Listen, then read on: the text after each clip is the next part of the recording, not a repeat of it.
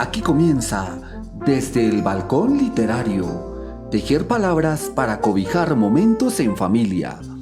Estrategia de difusión de los programas del Plan Municipal de Lectura, Escritura y Oralidad de Funza, Cundinamarca. Hoy con El universo del niño, del Biblioparque Marqués de San Jorge. ¿Por qué en Funza, ciudad líder, la literatura nos libera? Bienvenidos.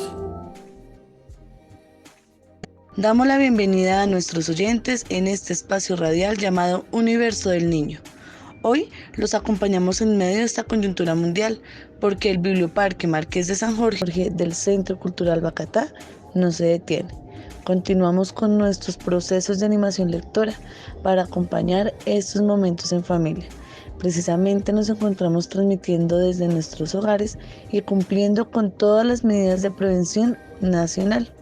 En este momento estamos con Oscar Tibaduiza, educador popular, y Cris Dayan Melo Tarquino, promotora cultural.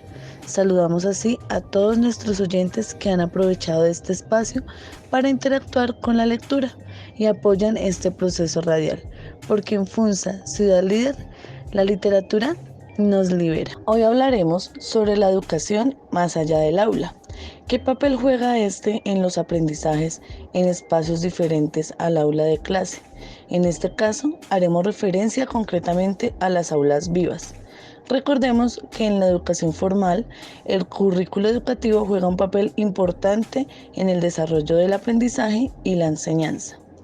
En el marco de la política de calidad y tomando como base la experiencia en la aplicación de metodologías flexibles, el Ministerio de Educación Nacional presenta a la comunidad un portafolio de modelos educativos, estos diseñados con estrategias escolarizadas y semiescolarizadas, procesos convencionales y no convencionales de aprendizaje, metodologías flexibles, diseño de módulos con intencionalidad didáctica, articulación de recursos pedagógicos, desarrollo de proyectos pedagógicos productivos y a través de la formación de docentes y el compromiso comunitario, fortaleciendo así el ingreso y retención de la población en este sistema.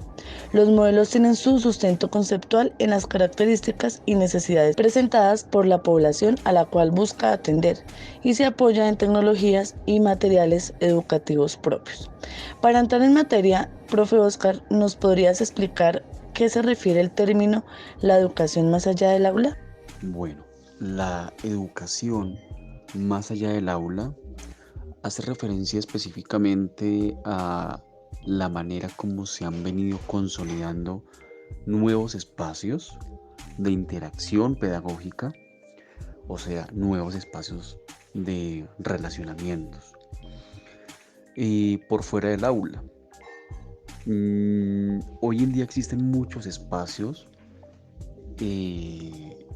donde se llevan a cabo ejercicios educativos, no necesariamente en el aula tradicional, en el aula de las cuatro paredes, el aula que está inserta en una estructura llamada escuela o institución educativa o colegio. No. De hecho, hoy en día se hablan de aulas vivas. Por ejemplo, una huerta es una aula viva. Un cultivo es una aula viva. Un bohío, el campo, un parque. ¿Sí? Son diferentes ejemplos de aulas vivas. Asimismo, la misma salida de campo es un aula abierta, que son maneras en que se va configurando otros ejercicios de educación y de pedagogía. Bueno, en esa misma línea, la calle, el barrio, la barriada, se han venido configurando como espacios de educación popular y colectiva. ¿Y por qué? Porque es que allí se vienen haciendo los ejercicios de participación a través de diferentes estrategias, desde la olla comunitaria, pasando por las tertulias, por el cineclub, pasando por los círculos de estudio, ¿sí? Y ahí también los grupos de alfabetización. Entonces, por eso hablamos de educación más allá del aula, porque son apuestas que empiezan a salirse, son fugas creativas del sistema hegemónico, de la cultura hegemónica y del modelo hegemónico, donde todo es jerárquico, donde hay unos relacionamientos basados en el autoritarismo, en la negación del otro, etc. Y estos espacios alternativos están pensados más desde la colectividad, desde la comunitariedad, desde la reciprocidad. Diría Paulo Freire, uno de los más grandes referentes de educación popular: nadie enseña a nadie, nos educamos entre todos y entre todas. Y esas son las lógicas, o mejor, son los nuevos ordenamientos y relacionamientos en que se vienen configurando estos espacios alternativos. Hablando, profe, de estos espacios alternativos que fortalecen los procesos significativos entre la comunidad, y ahora también que mencionas a Paulo Freire, me haces acordar justamente el vuelco total que dio él en la educación tradicional, ¿no? Y esta puesta en marcha que realizó en cuanto a la educación popular, siendo esta una corriente de pensamiento y acción desde el trabajo social y comunitario. En términos más prácticos, el concepto de educación popular ha sido útil para ejercer una resistencia ante los modelos dominantes, no solo educativos, sino también políticos y sociales. Paulo Freire hizo un recorrido interesante en América Latina y a partir de allí sistematizó todas estas experiencias, llegando a la conclusión de que era necesario el fortalecimiento de actores sociales y potenciar el ambiente de participación y cambios de mentalidad mediante la producción cultural y social.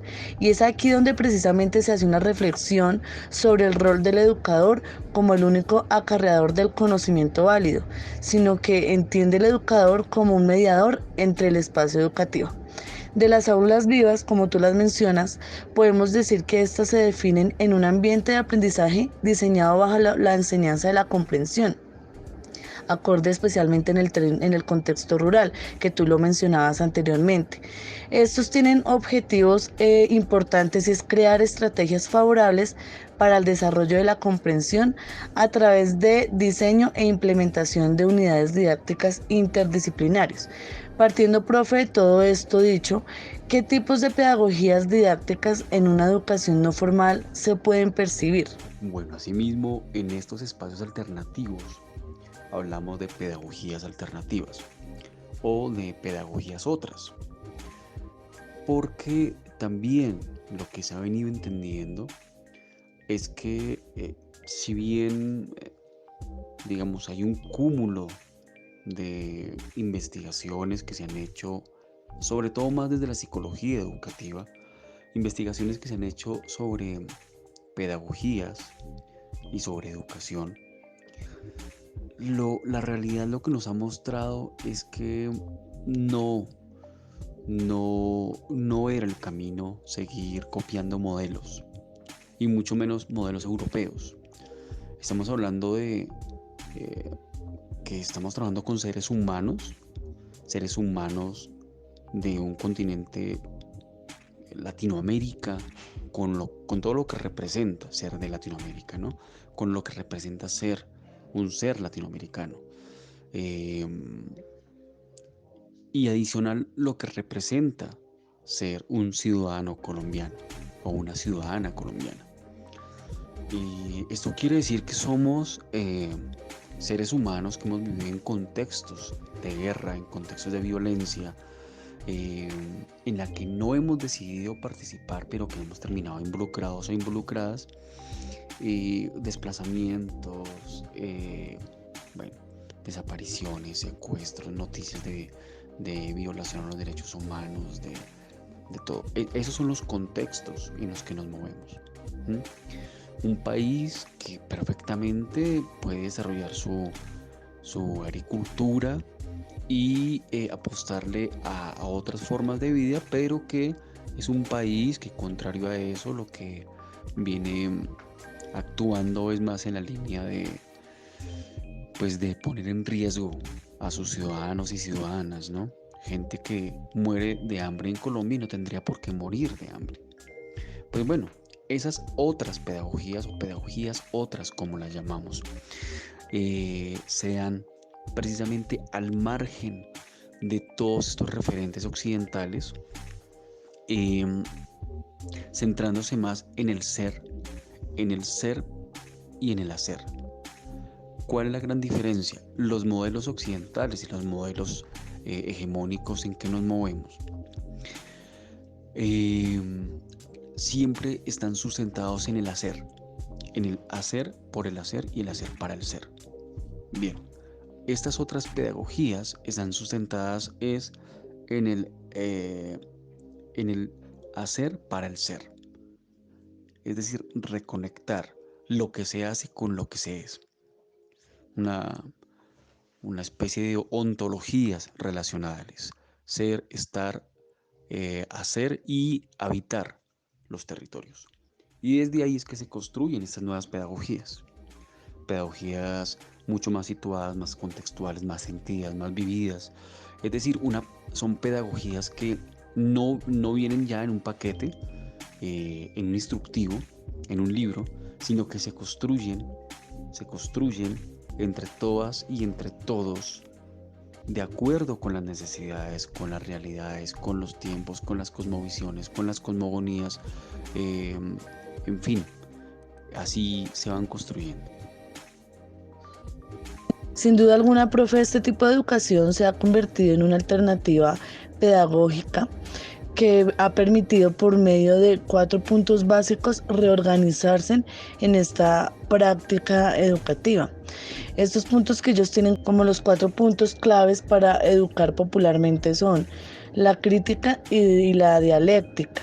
Aquí pues se deben tener las condiciones más adecuadas para descubrirse y conquistarse mediante la reflexión, comprendiendo su propio destino histórico. El contexto. Aquí nos habla de que cualquier persona siempre se sitúa en relación con un contexto social concreto. Es decir, aquí el rol social juega un papel importante en el reconocimiento histórico de cada persona. El método. Ellos hacen énfasis en que el diálogo y la reflexión son recursos fundamentales de manera oral en estos procesos de enseñanza y aprendizaje. Y el praxis equivale a toda esta historia de las ciencias de la educación, que tienen su aspecto práctico innegable y de vital importancia para el complemento del desarrollo de la persona. Teniendo en cuenta estos 4 factores o estos 4 puntos de la educación popular, profe, ¿usted cree que el modelo educativo actual del Ministerio de Educación es acorde a los procesos formativos? El sistema educativo colombiano, el actual y el desde hace muchas décadas, es un modelo educativo que está sustentado en el obedecer. O sea, forman seres humanos para obedecer, no para pensar. O sea, no para tomar decisiones. Si tú piensas, tomas decisiones. Para tomar decisiones, lo que deben fortalecerte desde pequeño o desde pequeña es la autonomía. Por eso una de las categorías principales de la educación popular es la autonomía. Un sistema le teme a seres autónomos. Un ejercicio básico, uno podría pensar en una relación sentimental, y es a las personas les choca tener a su lado una persona que es autónoma, una persona que toma decisiones, una persona que cuestione, una persona que diga sí, que diga no, una persona que diga no quiero, no me parece, no estoy de acuerdo. Porque es más fácil establecer relaciones con personas que asumen su no autonomía o su no activismo, un activismo sentimental, un activismo social, un activismo existencial o existente, ¿sí? Entonces el sistema educativo está fundamentado en el obedecer, y para el obedecer, en lugar de fortalecer la autonomía, se fortalece el miedo, porque tú actúas cuando tienes miedo, actúas cuando te están repitiendo todo el día la figura de autoridad que te va a castigar, Entonces actúas por miedo al castigo. Lo que viene pasando hoy en día en el marco de la pandemia ha develado eso, ¿no? La gente actúa no desde un posicionamiento ético-político, ético-pedagógico, que podemos enmarcar como ética del cuidado recíproco, es decir, yo te cuido, tú me cuidas, nos cuidamos y cuidamos porque los otros y las otras nos cuidan. No, mucha gente actúa sin clave de si salgo me sancionan, si salgo me ponen una multa, si salgo de pronto la policía me para. Pero no estamos actuando desde el sentido de defensa de la vida. La vida hay que defenderla, la vida hay que ponerla en el centro de los relacionamientos. La defensa de la vida es lo que nos tiene que mover en estos momentos. Claro, si le sumas al sistema educativo que está fundamentado en el obedecer, por lo tanto opera desde el miedo, un miedo que se ejerce desde el poder basado en el autoritarismo, a eso suma el sentido de la competencia, que es de lo que habla el sistema educativo. Entonces no solamente te enseñan a tener miedo, sino a competir con el otro. El competir, no el compartir, que es desde lo que lo enfocamos en la educación popular. Te dicen, tienes que competir porque tienes que ser competente. Nosotras y nosotros en la educación popular decimos competir, no, compartir. Porque hay que ser compartientes. El tiente, el gerundio ente, es el que está haciendo, ¿no? Como estudiante, el que está estudiando. Caminante, el que está caminando. Pensante, el que está pensando. Siente, el que está sintiendo. Entonces el compartiente es el que está compartiendo. Y si logramos cambiar el competir por el compartir, esto va a funcionar diferente. Y el sistema educativo va a estar más orientado hacia la formación de personas con una capacidad asombrosa de solidarizarse. Pero para que puedas solidarizarte, para que puedas entender lo que es en serio la solidaridad, debes pensar al margen de la competencia, al margen del individualismo, al margen del miedo, al margen de todas estas etiquetas que te impone el sistema educativo actual aquí en Colombia. Quedan completamente invitados a sintonizar toda la franja de programación que el Plan Municipal de Lectura, Escritura y Oralidad tiene para ustedes. Por ejemplo, los esperamos el día lunes de 3 a 4 p.m. para estar en compañía de la promotora Cris Melo y su espacio Grandes Preguntas, donde nos enfrentamos a incógnitas que deseamos poder responder en familia. O por qué no, acompañar las grandes narraciones de Ricardo Insuasti en El Contador de Historias, los martes de 3 a 4 p.m.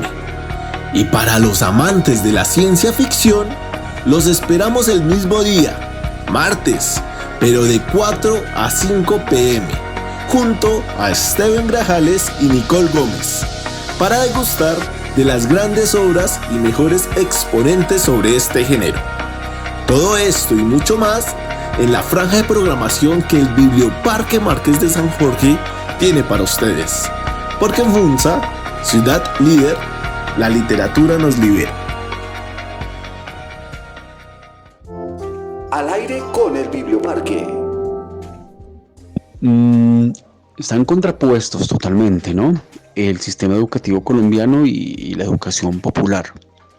La educación popular se da en las calles, se da en las plazas, se da de manera autónoma, se da de manera no estructurada, porque no hay un currículo, porque no hay unos temas, porque no hay unos objetivos.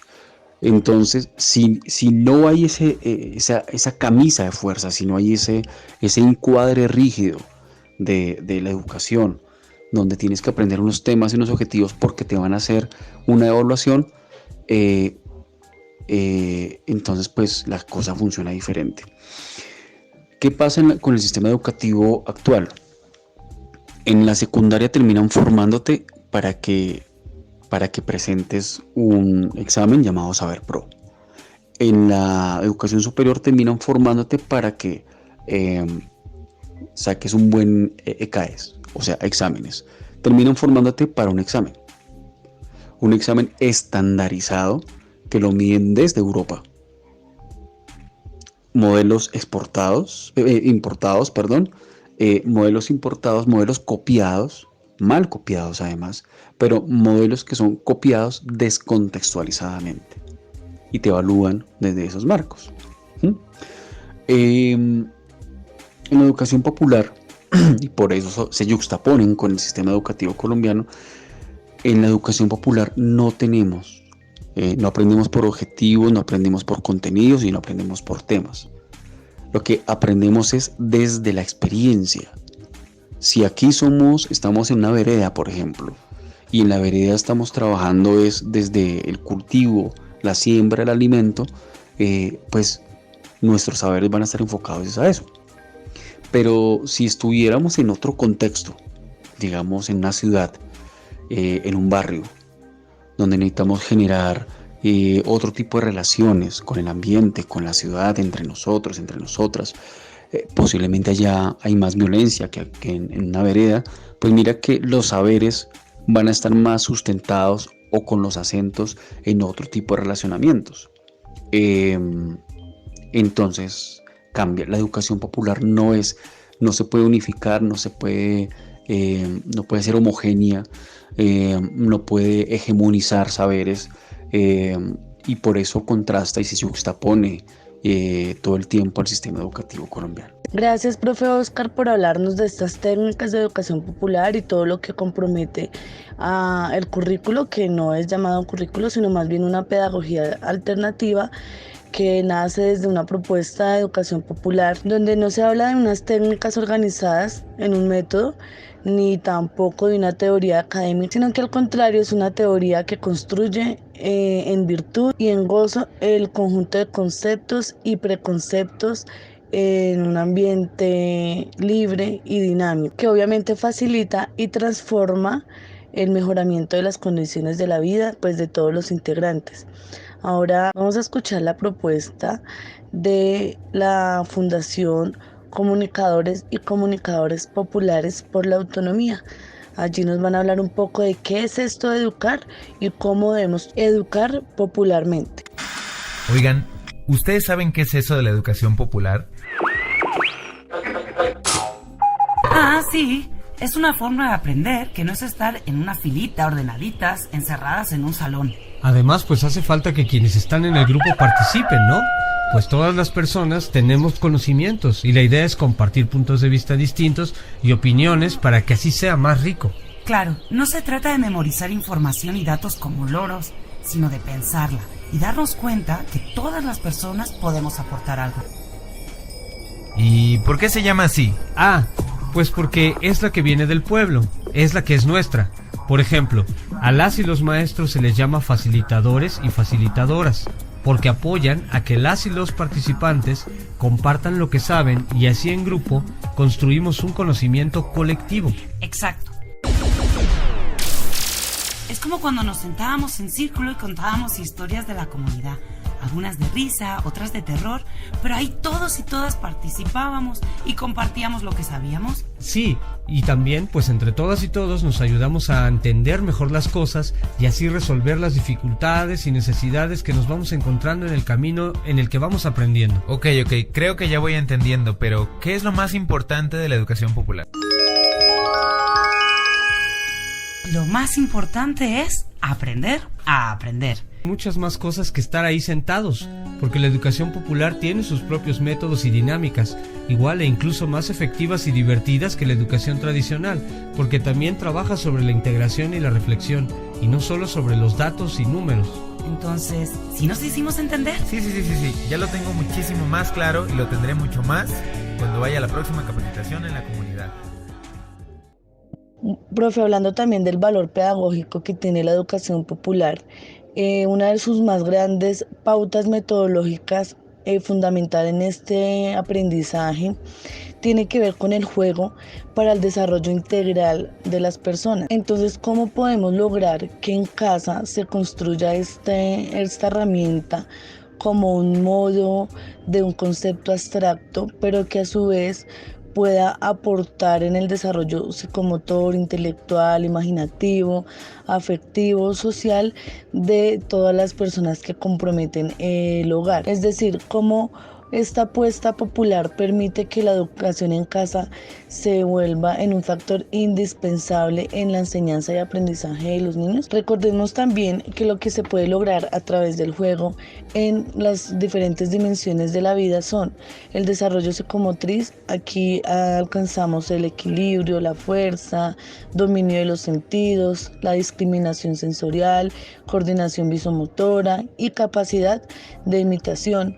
En el desarrollo cognitivo estimula la atención, la memoria, la imaginación, la creatividad, el pensamiento matemático, el pensamiento crítico, científico.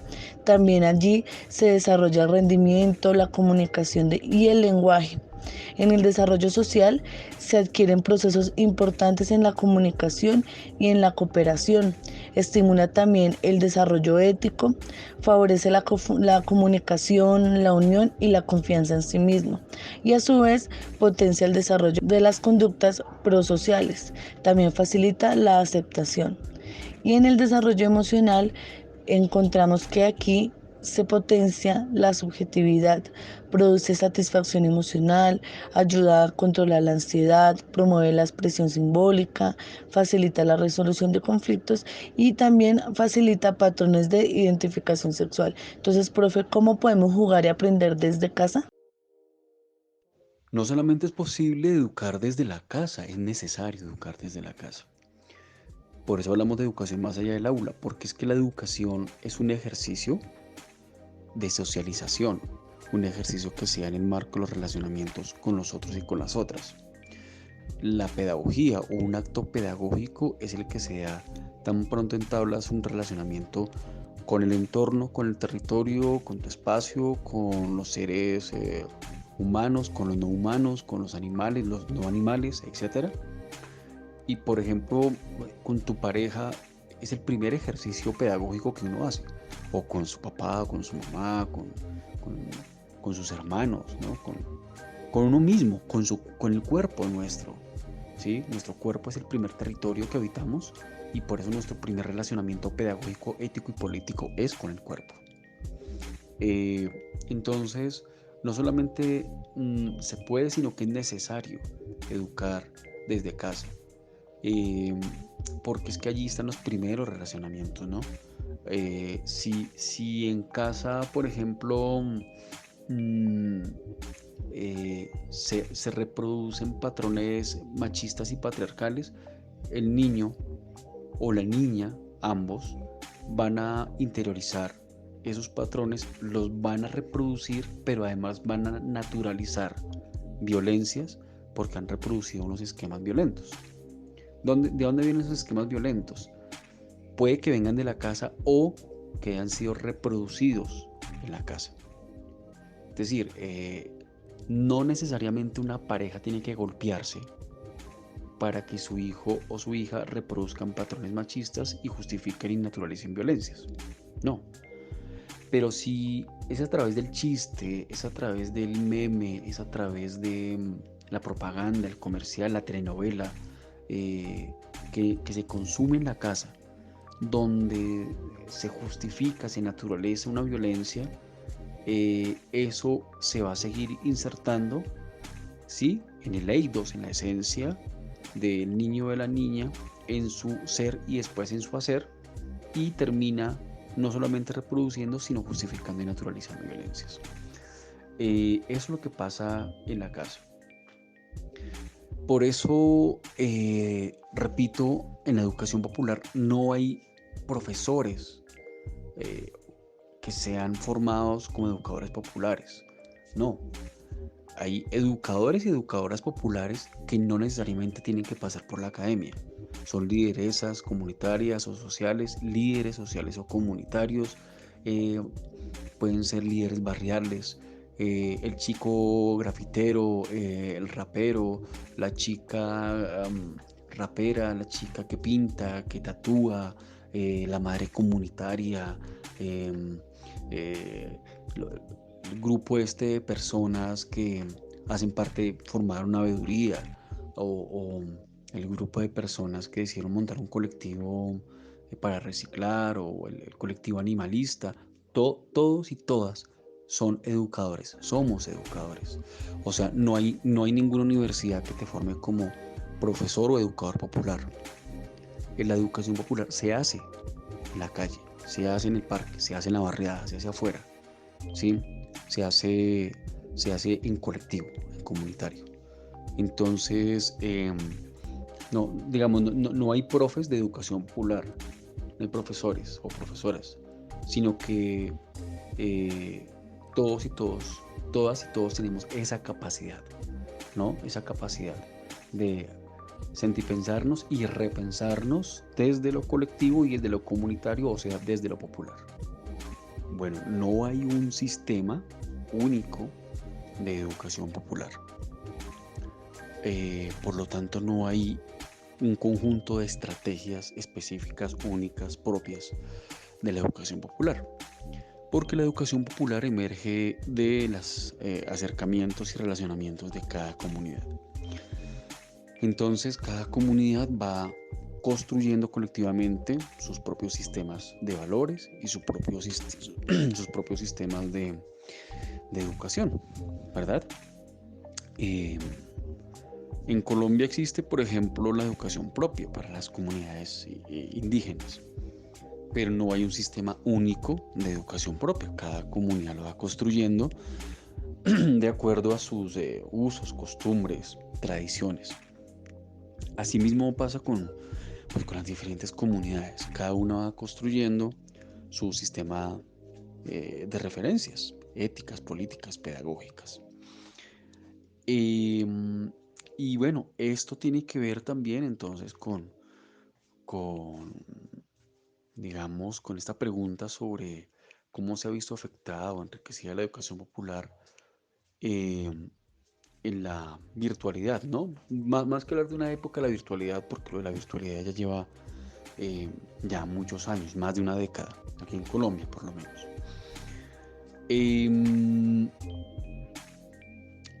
No se ha visto afectada realmente, al contrario, creo que si algo se ha logrado desde la educación popular es poner esas tecnologías digitales y virtuales al servicio de las comunidades. El ejemplo son los periódicos, las revistas digitales que se han creado, las emisoras virtuales, las aulas virtuales, los grupos de estudio, los grupos de discusión, todos los materiales y recursos educativos que se han creado desde las plataformas y tecnologías digitales, ¿no? Entonces, yo creo que más que afectar estas iniciativas, propuestas y estrategias de educación popular, las ha fortalecido, las ha favorecido, porque precisamente es permitir que esos nuevos saberes, porque también son saberes, se integren con los saberes locales en las comunidades, en los territorios, se fortalezcan y fortalezcan los procesos. Entonces, bueno, eso es como un tejido que se va haciendo y va articulando diferentes modos de ser, hacer, existir y estar en el mundo y de habitar los territorios. Bueno, no hay un sistema único de educación popular. Por lo tanto, no hay un conjunto de estrategias específicas, únicas, propias de la educación popular. Porque la educación popular emerge de los acercamientos y relacionamientos de cada comunidad. Entonces, cada comunidad va construyendo colectivamente sus propios sistemas de valores y sus propios sistemas de educación, ¿verdad? En Colombia existe, por ejemplo, la educación propia para las comunidades indígenas, pero no hay un sistema único de educación propia. Cada comunidad lo va construyendo de acuerdo a sus usos, costumbres, tradiciones. Asimismo pasa con las diferentes comunidades. Cada una va construyendo su sistema de referencias éticas, políticas, pedagógicas. Y bueno, esto tiene que ver también entonces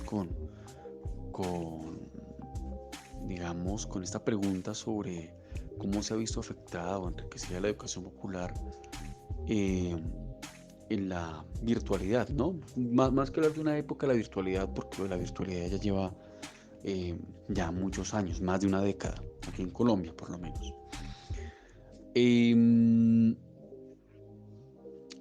No se ha visto afectada realmente, al contrario, creo que si algo se ha logrado desde la educación popular es poner esas tecnologías digitales y virtuales al servicio de las comunidades. El ejemplo son los periódicos, las revistas digitales que se han creado, las emisoras virtuales, las aulas virtuales, los grupos de estudio, los grupos de discusión, todos los materiales y recursos educativos que se han creado desde las plataformas y tecnologías digitales, ¿no? Entonces, yo creo que más que afectar estas iniciativas, propuestas y estrategias de educación popular, las ha fortalecido, las ha favorecido, porque precisamente es permitir que esos nuevos saberes, porque también son saberes, se integren con los saberes locales en las comunidades, en los territorios, se fortalezcan y fortalezcan los procesos. Entonces, bueno, eso es como un tejido que se va haciendo y va articulando diferentes modos de ser, hacer, existir y estar en el mundo y de habitar los territorios. Acompáñenos en la franja de programación que el Biblioparque Marqués de San Jorge y el Plan Municipal de Lectura, Escritura y Oralidad quiere compartir con ustedes.